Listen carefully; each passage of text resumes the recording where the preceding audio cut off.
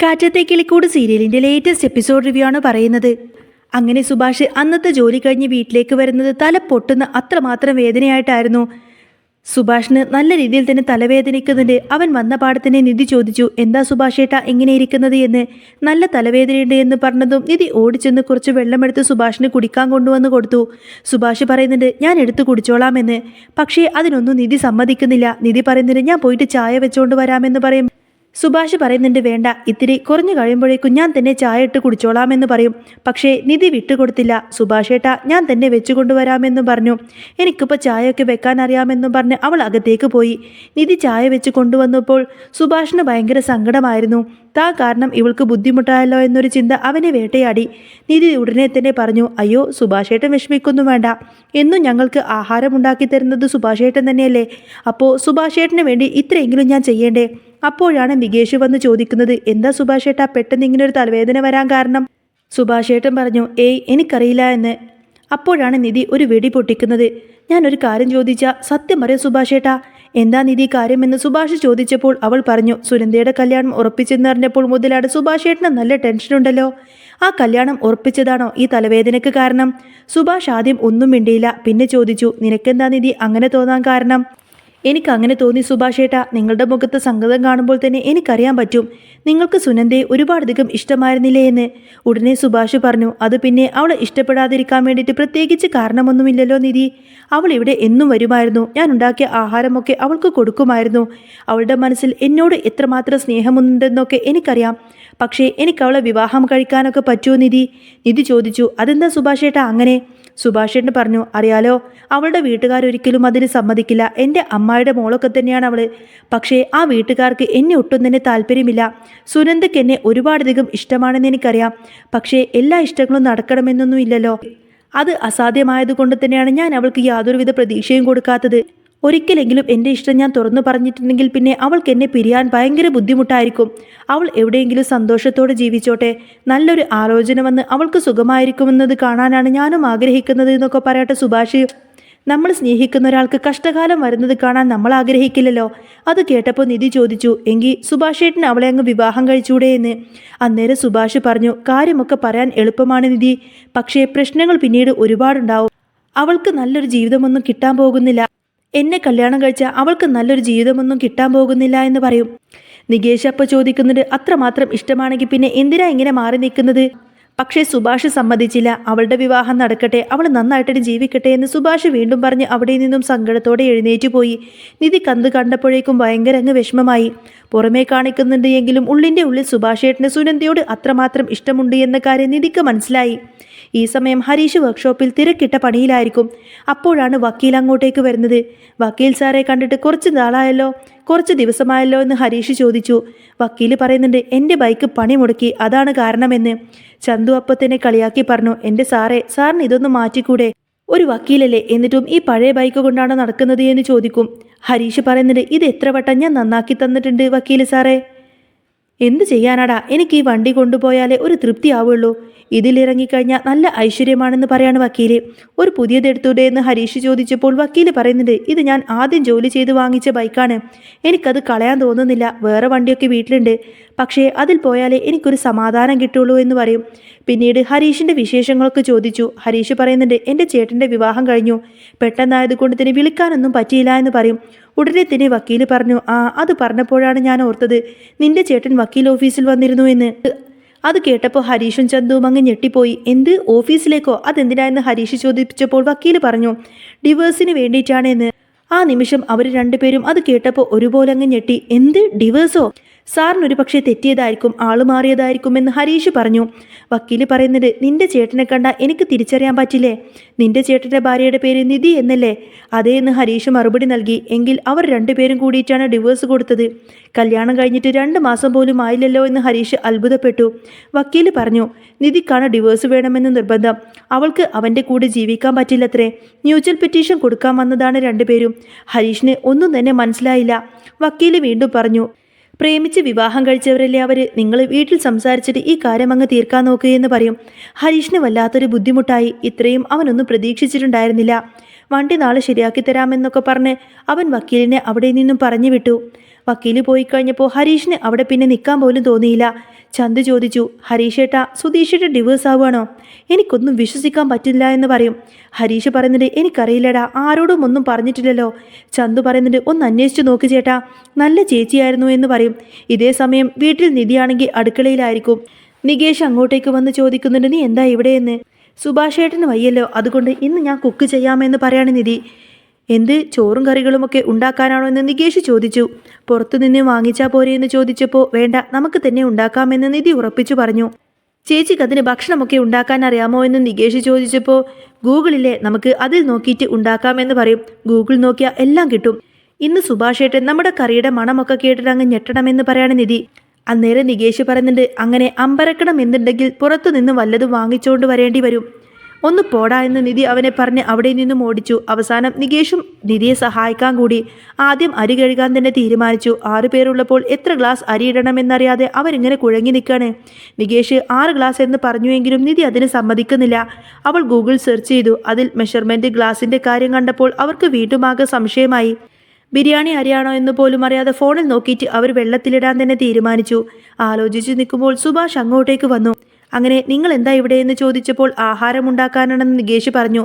സുഭാഷ് പറയുന്നത്, അതൊന്നും വേണ്ട, അതൊക്കെ ഞാൻ തന്നെ ചെയ്തോളാം, തലവേദന കുറഞ്ഞു എന്ന് പറയും. പക്ഷേ അവർ വിട്ടുകൊടുത്തില്ല. നികേഷ് കളിയാക്കിക്കിടനെ പറഞ്ഞു, സുഭാഷ് ഏട്ടാ, 1/2 മണിക്കൂറായി ഇവർ ഇവിടെ അരി ഇടാൻ നോക്കുന്നു, ഇതുവരെ ഗൂഗിളിൽ നോക്കിയിട്ട് അതിനൊന്നും കഴിഞ്ഞിട്ടില്ല എന്ന് പറയും. സുഭാഷ് ചിരിച്ചുകൊണ്ട് പറയുന്നുണ്ട്, ഇതിൻ്റെ ഒന്നും വല്ല ആവശ്യമുണ്ടോ നിധി, നീ ഒന്ന് മാറി നിൽക്കുകയെന്ന് പറയും. ആ സമയത്തിന് സുധീഷ് അങ്ങോട്ടേക്ക് വന്നു.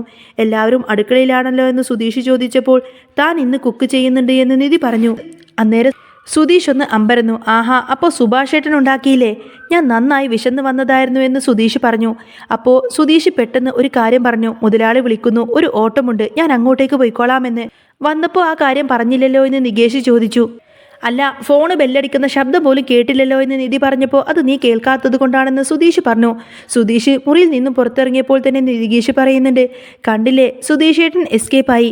നിധി ഉണ്ടാക്കുന്ന ഭക്ഷണം കഴിച്ചാൽ വയറ് കേടാകുമെന്ന് പുള്ളിക്കാരനറിയാം. ഒരു ചായ പോലും നേരെ ഉണ്ടാക്കാനറിയാത്ത നിധി ബാക്കി കാര്യങ്ങളെല്ലാം ഉണ്ടാക്കുമ്പോൾ പുള്ളി പിന്നെ പേടിക്കാതിരിക്കോ? സുധീഷ് പുറത്തേക്ക് ഇറങ്ങിപ്പോഴപ്പോഴാണ് ഹരീഷ് അങ്ങോട്ടേക്ക് കയറി വരുന്നത്. ഹരീഷ് ആണെങ്കിൽ നല്ല ദേഷ്യത്തിലായിരുന്നു. വക്കീൽ പറയുന്ന കാര്യങ്ങളെല്ലാം കേട്ട പാതി കേൾക്കാത്ത പാതി അവൻ അങ്ങ് ദേഷ്യപ്പെട്ടുകൊണ്ട് അങ്ങോട്ടേക്ക് പാഞ്ഞു വന്നതാണ്. സുധീഷിനെ കണ്ടതോടുകൂടെ തന്നെ ഹരീഷിന് ദേഷ്യം വന്നിട്ട് അവൻ്റെ കോളറിൽ അങ്ങ് കയറി പിടിച്ചു. എടാ, നീ എന്ത് പരിപാടിയാണ് കാണിക്കുന്നത് എന്നൊക്കെ ചോദിച്ചിട്ട് അങ്ങ് ഒച്ച വെച്ചു. ഒച്ചപ്പാട് കേട്ട് സുഭാഷും നികേഷും നിധിയും എല്ലാവരും അങ്ങോട്ടേക്ക് ഇറങ്ങി വന്നു. ഹരീഷേ, നീ എന്തായി കാണിക്കുന്നത് എന്ന് സുഭാഷ് ചോദിച്ചു. ഇവൻ എനിക്ക് മറുപടി തന്നിട്ട് ഞാൻ ഇവനെ വിടൂ എന്ന് ഹരീഷ് ഭയങ്കര അങ്ങ് ആക്രോശിക്കുകയാണ്. നീ എന്തായി കാണിക്കുന്നത് എന്ന് സുധീഷ് ചോദിച്ചപ്പോൾ ഹരീഷ് പറയുന്നുണ്ട്, സത്യം പറ, നീയും നിധിയും തമ്മിൽ ഡിവേഴ്സ് ആവാൻ പോവാണോ എന്ന് ചോദിക്കും. എന്നാൽ അത് കേട്ടതോടുകൂടെ തന്നെ എല്ലാവരും ആകെ ഞെട്ടലോടുകൂടെ നോക്കി നിൽക്കുകയാണ്. സുധീഷ് അന്തം വിട്ട് നിന്നു. ഹരീഷ് വീണ്ടും ചോദിച്ചു, നീ ഡിവേഴ്സിന് അപ്ലൈ ചെയ്തിട്ടുണ്ടോ എന്ന്?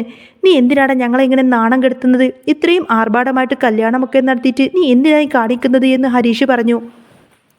അന്നേരം നിധി ആകെ പകച്ചു നിൽക്കുകയാണ്. നികേഷിൻ്റെ കണ്ണുകളെല്ലാം തന്നെ നിറഞ്ഞു തുളുമ്പുന്നുണ്ടായിരുന്നു. നിധി പറഞ്ഞത് സത്യമാണോ എന്ന് നികേഷ് ചോദിച്ചു. ഹരീഷ് തുടർന്നു, വക്കീൽ പറഞ്ഞിട്ടാണ് ഞാൻ ഈ കാര്യങ്ങളെല്ലാം തന്നെ അറിഞ്ഞത്. നിധിക്കാണ് ഡിവോഴ്സ് വേണമെന്ന് നിർബന്ധം. ഇത് കേട്ടപ്പോൾ സുഭാഷിന് ഒന്നും തന്നെ മനസ്സിലായില്ല. 2 മാസം തികയുന്നതിന് മുൻപേ തന്നെ എന്തിനാണ് ഇങ്ങനെയെന്ന് എല്ലാവരും ചോദിച്ചു. ഹരീഷ് സുധീഷിനെ വീണ്ടും കുറ്റപ്പെടുത്തി സംസാരിച്ചു. നീ കാരണമായിരിക്കും നിധിക്ക് ഇങ്ങനെ തോന്നിയത്. നീ വാ തുറന്ന നുണ മാത്രമല്ലേ പറയൂ എന്ന് ഹരീഷ് ചോദിക്കുന്നുണ്ട്. നിന്റെ സ്വഭാവം മനസ്സിലാക്കിയത് കൊണ്ടായിരിക്കും അവൾക്ക് ഡിവോഴ്സ് വേണ്ടി വന്നത് എന്ന് പറഞ്ഞ് അവൻ അങ്ങ് ദേഷ്യപ്പെടാണ്. അവസാനം ദേഷ്യം വന്ന സുധീഷ് പറഞ്ഞു, അതെ, ഞാൻ തന്നെയാണ് ഡിവോഴ്സിന് കൊടുത്തത്. നുണ പറയുകയാണെന്നല്ലേ പറഞ്ഞത്? എനിക്ക് എൻ്റെ നിലനിൽപ്പും കൂടി ആവശ്യമായിരുന്നു. ഈ സമയം സുഭാഷ് ഒന്നും മിണ്ടാതെ നിൽക്കുന്നുണ്ടായിരുന്നു. സുഭാഷ് ഏട്ടന് ഈ കാര്യം നേരത്തെ തന്നെ അറിയാമായിരുന്നോ എന്ന് ഹരീഷ് ചോദിച്ചപ്പോൾ നിധി പറയുന്നുണ്ട്, വേണ്ട, ഞാൻ പറയാം, എല്ലാം പറയാം. സുഭാഷ് പറഞ്ഞു, വേണ്ട നിധി, ഞാൻ തന്നെ പറയാമെന്ന് പറയും. സുഭാഷ് ഏട്ടൻ തുടർന്നു, നിങ്ങളെല്ലാവരും വിചാരിക്കുന്നത് പോലെ ഇവർ രണ്ടുപേരും നടന്നത് ശരിക്കും യഥാർത്ഥത്തിലുള്ള വിവാഹമല്ല. ആ സമയത്താണ് ഇതും കേട്ടുകൊണ്ട് തന്നെ ഭാസ്കരനും അങ്ങോട്ടേക്ക് വരുന്നത്. കാര്യങ്ങളെല്ലാം കേട്ടതോടുകൂടി തന്നെ ഭാസ്കരൻ അകത്തേക്ക് കയറാതെ പുറത്തു തന്നെ നിന്നു. ഇവർ രണ്ടുപേരും പ്രേമിച്ച് വിവാഹം കഴിച്ചവരല്ല എന്ന് സുഭാഷ് പറഞ്ഞു. ഒരു ഡ്രൈവറായ സുധീഷിനോടൊപ്പം നിധി ഇറങ്ങിപ്പോയി. പക്ഷേ വീട്ടുകാർ തടഞ്ഞപ്പോൾ നിവൃത്തിയില്ലാതെ അത് പോലീസ് സ്റ്റേഷനിലേക്ക് കയറി അങ്ങനെ അവർ കല്യാണം കഴിച്ചതാണ്. നിധി പറഞ്ഞു, ആ സമയത്ത് എനിക്ക് രജിസ്റ്റർ മാരേജിനെ കുറിച്ചിട്ടൊന്നും അറിയില്ലായിരുന്നു. വെറുതെ താലി കെട്ടിയിട്ട് അത് ഊരിവെച്ച് പോകാമെന്നാണ് ഞാൻ കരുതിയിരുന്നത്. പക്ഷേ പിന്നീട് അത് നിയമപരമായിട്ടാണെന്ന് അറിഞ്ഞപ്പോഴാണ് ഞാൻ ഡിവോഴ്സിന് വേണ്ടിയിട്ട് ശ്രമിച്ചത്. ഇതെല്ലാം കേട്ട് ഹരീഷും നികേഷിനും ഒന്നും തന്നെ സഹിക്കാൻ പോലും പറ്റിയില്ല. അവർ രണ്ടുപേരും സങ്കടപ്പെട്ട് നിൽക്കുകയാണ്. ചേച്ചി, ഞങ്ങളെ വിട്ടിട്ട് പോവാൻ തീരുമാനിച്ചല്ലേ എന്ന് നികേഷ് കരഞ്ഞുകൊണ്ട് ചോദിച്ചു. എന്തിനാണ് ഞങ്ങളോട് ഇത്രയും കള്ളം പറഞ്ഞത് എന്ന് ഹരീഷും ചോദിക്കുന്നുണ്ട്. സുഭാഷേട്ടൻ ഇത്രയും പൈസ മുടക്കിയിട്ട് ഈ കല്യാണം നടത്തേണ്ടി വരുമായിരുന്നല്ലോ എന്ന് പറഞ്ഞ് ഹരീഷ് വീണ്ടും സുധീഷിനെ തന്നെ ഇങ്ങനെ തല്ലാനോങ്ങി. സുധീഷ് പറഞ്ഞു, ഞാൻ എന്ത് ചെയ്യണമായിരുന്നു? ഈ കല്യാണം നടക്കില്ലെന്ന് പറഞ്ഞാൽ നിങ്ങൾക്ക് എത്ര വിഷമമാകുമായിരുന്നു. ഒരു പെണ്ണിനെ അടിച്ചു കൊണ്ടുപോയി എന്നറിഞ്ഞപ്പോൾ നിങ്ങൾ എത്ര സന്തോഷിച്ചു. നിങ്ങളുടെ ആ സന്തോഷം എനിക്ക് പിന്നെ തല്ലിക്കെടുത്താൻ പറ്റില്ലായിരുന്നു. എല്ലാവരുടെയും മുന്നിൽ വെച്ച് നാണം കെടാനൊന്നും എനിക്ക് വയ്യായിരുന്നു എന്ന് പറഞ്ഞ് സുധീഷ് കരഞ്ഞുകൊണ്ട് സംസാരിക്കും. അതൊക്കെ കേട്ടപ്പോൾ എല്ലാവർക്കും ഭയങ്കര സങ്കടമായി. സുധീഷ് കരഞ്ഞുകൊണ്ട് അവിടെ നിന്ന് പോയി. പാവം സുഭാഷേട്ടൻ കാര്യങ്ങളൊക്കെ അറിഞ്ഞു വെച്ചാണല്ലോ എല്ലാം സഹിച്ചതെന്നോർത്ത് ഹരീഷിന് കുറ്റബോധം കൊണ്ടിങ്ങനെ നീറുകയായിരുന്നു. ഹരീഷ് സുഭാഷിനോട് സോറി പറഞ്ഞു. അവസാനം ചേട്ടൻ അനുജന്മാർ പരസ്പരം കെട്ടിപ്പിടിച്ചങ്ങ് പൊട്ടിക്കരയാണ്. ഈ ഒരു കാഴ്ചയെല്ലാം കാണുന്ന സമയത്തിന് നിധിക്കാണെങ്കിൽ അത് സഹിക്കാൻ പോലും കഴിയുന്നില്ല. ഇനി നിധി എന്തായിരിക്കും തീരുമാനിക്കുന്നത് എന്നൊക്കെ നമുക്ക് കാത്തിരുന്ന് കാണാട്ടോ. സുഭാഷേട്ടനെ കെട്ടിപ്പിടിച്ച് കരയുന്ന ഹരീഷിനെയും നികേഷിനെയും നോക്കി നിൽക്കുമ്പോൾ നിധിയുടെ ഉള്ളിൽ എന്തോ ഒരു വിങ്ങലുണ്ടായിരുന്നു. ഒരു കള്ളക്കല്യാണത്തിൻ്റെ പേരിൽ ഈ കുടുംബം ഇത്രയേറെ ഉലയുമെന്ന് അവൾ കരുതിയിരുന്നില്ല. മുറിയിലേക്ക് തളർന്നു പോയിരിക്കുന്ന സുധീഷിനെ നോക്കിയപ്പോൾ അവൾക്ക് ആദ്യമായി അയാളോടൊന്ന് സഹതാപം തോന്നി. തൻ്റെ ആഗ്രഹങ്ങൾക്കും വാശിക്കും വേണ്ടിയിട്ട് അയാൾ പറഞ്ഞ ഓരോ നുണയും സത്യത്തിൽ ഈ വീടിൻ്റെ സമാധാനത്തിന് വേണ്ടിയിട്ടായിരുന്നു എന്ന് അവൾ തിരിച്ചറിഞ്ഞു. പിറ്റേന്ന് നേരം വെളുത്തപ്പോൾ നിധി തൻ്റെ ബാഗെല്ലാം പാക്ക് ചെയ്യുകയായിരുന്നു. കോടതി നടപടികൾ വേഗത്തിലാക്കി ഈ വീട്ടിൽ നിന്നും എത്രയും പെട്ടെന്ന് തന്നെ പടിയിറങ്ങണമെന്നതായിരുന്നു അവളുടെ തീരുമാനം. എന്നാൽ ഉമ്മറത്ത് മറ്റൊരു നാടകീയമായ രംഗം അരങ്ങേറുന്നുണ്ടായിരുന്നു. സുനന്ദയുടെ വിവാഹം മുടങ്ങിയ വാർത്തയുമായിട്ടാണ് അവൾ ഓടി വരുന്നത്. സുനന്ദക്ക് സുഭാഷിനോടുള്ള ഇഷ്ടമറിഞ്ഞ പയ്യൻ്റെ വീട്ടുകാർ അതിൽ നിന്നും പിന്മാറിയെന്ന വാർത്ത സുഭാഷിനെ ആകെ തളർത്തിക്കളഞ്ഞു. തൻ്റെ പ്രണയം കാരണം അവളുടെ ജീവിതം നശിക്കരുത് എന്നായിരുന്നു അയാളുടെ പ്രാർത്ഥന. ഈ സമയം ഭാസ്കരൻ ഒരു വലിയ തീരുമാനമെടുത്തു. അയാൾ സുഭാഷിൻ്റെ അരികിലേക്കെത്തി പറഞ്ഞു, എടാ സുഭാഷെ, എല്ലാം അറിഞ്ഞിട്ടും നീ ഇതെല്ലാം സഹിച്ചില്ലേ? നിധിയും സുധീഷും തമ്മിൽ ഒന്നിച്ചത് വിധിയാണോ അതോ നുണയാണോ എന്നൊന്നും എനിക്കറിയില്ല. പക്ഷേ ഇനി നീ നിന്റെ ഇഷ്ടം ഇങ്ങനെ ഒളിപ്പിച്ചു വെക്കരുത്. ഭാസ്കരൻ നേരിട്ട് തന്നെ സുനന്ദയുടെ വീട്ടിലേക്ക് പോയി സുഭാഷിന് വേണ്ടി സംസാരിക്കാൻ തന്നെ തീരുമാനിച്ചു. ഇതേ സമയം അടുക്കളയിൽ ചായയുമായി വന്ന നിധി കണ്ടത് തളർന്നിരിക്കുന്ന സുധീഷിനെയാണ്. സുധീഷെ, നമ്മൾ ഡിവോഴ്സിന് കൊടുത്തു എന്നത് സത്യം തന്നെയാണ്. പക്ഷേ ഈ വീട്, ഈ മനുഷ്യർ, ഇവരൊക്കെ നമുക്ക് നൽകിയ സ്നേഹം അതൊന്നും നുണയല്ല. നിധിയുടെ വാക്ക് കേട്ടപ്പോൾ സുധീഷിൻ്റെ കണ്ണുകൾ നിറഞ്ഞു. നിനക്ക് പോവണമെങ്കിൽ പോവാൻ നിധി, പക്ഷേ എനിക്കെൻ്റെ അനിയന്മാരെയും ചേട്ടന്മാരെയും വിട്ടിട്ട് ഒരിടത്തും പോവാനില്ല എന്ന് അവൻ മറുപടി നൽകി. ആ നിമിഷം നിധി തൻ്റെ കയ്യിലുണ്ടായിരുന്ന ഡിവോഴ്സ് പേപ്പർ അങ്ങ് വലിച്ചു കീറി കളഞ്ഞു. നിയമപരമായിട്ടുള്ള ബന്ധത്തേക്കാൾ ഉപരി ഈ വീടിനോടും സുഭാഷേട്ടൻ്റെ സ്നേഹത്തിനോടും താൻ കടപ്പെട്ടിരിക്കുന്നു എന്ന് അവൾ പ്രഖ്യാപിച്ചു. ഇതേ സമയത്ത് ഭാസ്കരനാണെങ്കിൽ സുനന്ദയും കൂട്ടി വീട്ടിലേക്ക് വരികയാണ്. സുഭാഷിൻ്റെയും സുനന്ദയുടെയും വിവാഹത്തിന് വീട്ടുകാർ സമ്മതം മൂളിയിരുന്നു. അതോടൊപ്പം തന്നെ സുധീഷിൻ്റെയും നിധിയുടെയും കല്യാണം കള്ളക്കല്യാണം ഒരു യഥാർത്ഥ വിവാഹമായി മാറ്റാൻ വേണ്ടിയിട്ട് വീട്ടുകാരെല്ലാവരും തീരുമാനിച്ചു. എല്ലാ കള്ളത്തരങ്ങളും പടിയിറങ്ങിയ ആ വീട്ടിൽ സ്നേഹത്തിൻ്റെ പുതിയൊരു കിളിക്കൂട് പണിയാൻ തന്നെ അവരെല്ലാവരും ഒന്നിച്ചു നിൽക്കുകയാണ്. ഹരീഷും നികേഷും സന്തോഷം കൊണ്ട് തുള്ളിച്ചാടുമ്പോൾ സുഭാഷേട്ടൻ എല്ലാവർക്കും വേണ്ടി സ്വാദിഷ്ടമായ സദ്യ തന്നെ ഒരുക്കുന്ന തിരക്കിലായിരുന്നു. നിധി സുഭാഷേട്ടനെ സഹായിക്കാൻ വേണ്ടിയിട്ട് അടുക്കളയിലേക്ക് കയറുന്നതോടുകൂടെ തന്നെ ആ ഒരു സങ്കടങ്ങളെല്ലാം തന്നെ സന്തോഷത്തിന് വഴിമാറുന്ന ഒരു അടിപൊളി സൂപ്പർ രംഗങ്ങളൊക്കെ ഉണ്ടോ ഇനി വരാൻ പോകുന്നത്. അപ്പോൾ നിങ്ങൾക്ക് ഈ ഒരു ചാനൽ ഇഷ്ടമാണെങ്കിൽ സബ്സ്ക്രൈബ് ചെയ്യാനും സപ്പോർട്ട് ചെയ്യാനും മറക്കല്ലേ. നെക്സ്റ്റ് വീഡിയോ ആയിട്ട് ഉടനെ വരാം. ബൈ.